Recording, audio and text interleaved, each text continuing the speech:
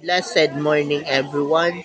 For our daily verse, we are now at Genesis chapter 4, verse 23 to 24. And Lamech said unto his wives, Ada and Sila, Hear my voice, ye wives of Lamech. Hearken unto my speech. For I have slain a man to my wounding, and a young man to my hurt. If Cain shall be avenged sevenfold, truly Lamech 77 folds. So this pertain to the consequence of hurting Cain, because the consequence of hurting Cain is sevenfolds, while in Lamech it will be 77.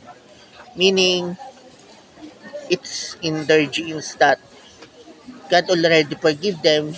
Therefore, if someone kill them or harass them, they will experience the consequence that is given by the Lord, which is on Cain 7 times, and on Lamech it will already be 77.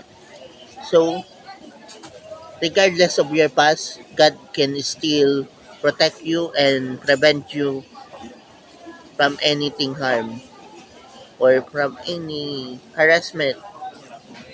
So, whoever harass you, God is with you.